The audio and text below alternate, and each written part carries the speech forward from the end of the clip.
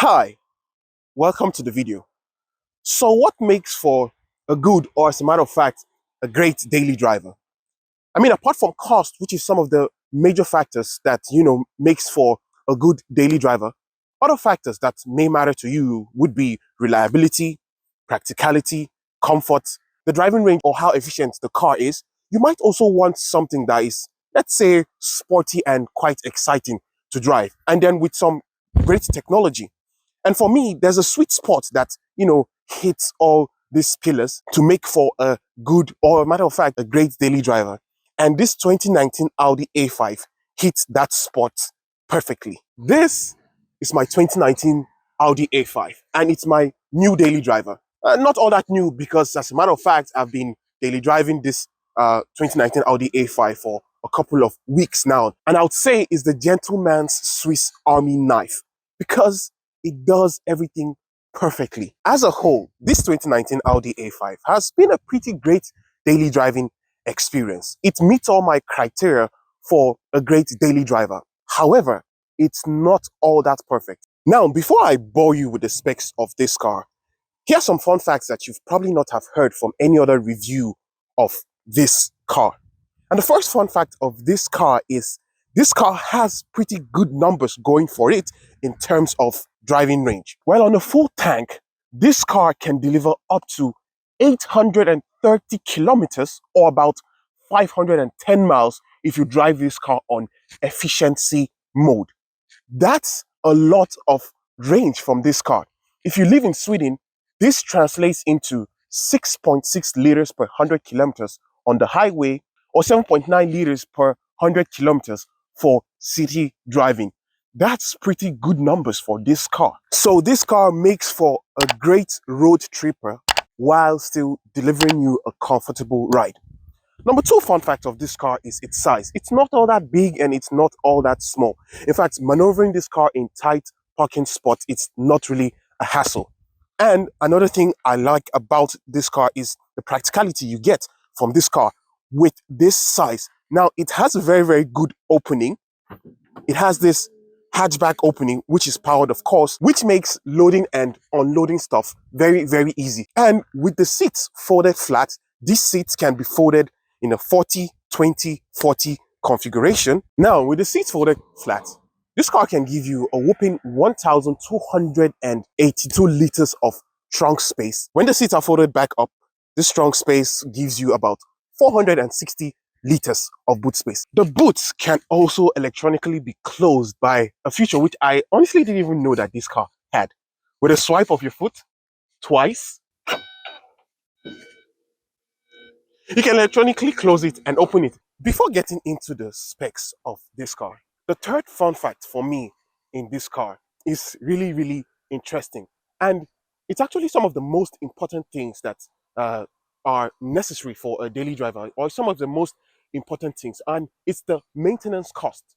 Now, this was a statistics done by a Swedish study, and it showed that Audi's ranked relatively low for service cost. As a matter of fact, it's ranked lower than Toyota's in that statistics that was made.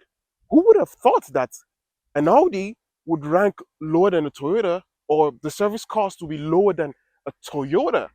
Who would have thought? I don't know if that may be the case for this Audi, but I would love to know what you think in the comment box below, especially if you've owned an Audi in the past, or early Audis in the past in Sweden. This is the S-Line version with S-Line styling and cues to make this car look more premium and aggressive. This car is also spec'd out with the black optics package, which includes blacked out window mirrors, blacked out window surrounds, this blacked out Audi hexagonal front grille, and blacked out design cues on the lower part of this bumper. One thing I would have loved is for the Audi rings to be in black, and also this 19-inch alloy wheels, which I think looks elegant. The setup for this car in terms of tires are 255s, 35s, both in front and in back of this car. For a car from 6 years ago, I think this Audi is a really, really nice and smart looking car. Just look at modern cars with split headlights, but none of that is here. But then it still looks good. Same thing translates in the interior of this car. On getting into the interior of this car, you're not overwhelmed by vast array of screens from end to end.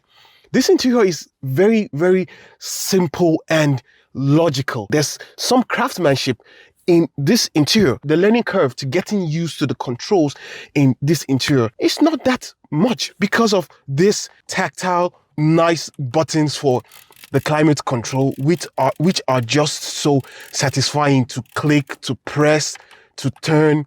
Everything feels well put together. This 12.3-inch digital MMI cockpit, very, very clear and informative, even from a car from 2019. The buttons on the steering wheel, they're real buttons and they feel so satisfying and clicky to press. Honestly, this is where Audi interior and Audi designs picked. I don't know why they're straying away from this by putting huge screens that almost makes all cars now look similar, which I honestly don't like. This infotainment screen is not touchscreen. It's a little bit cumbersome when you want to input addresses in the navigation system of this car. The navigation system can also be displayed on the MMI cockpit here. It's just a great place to be in, honestly.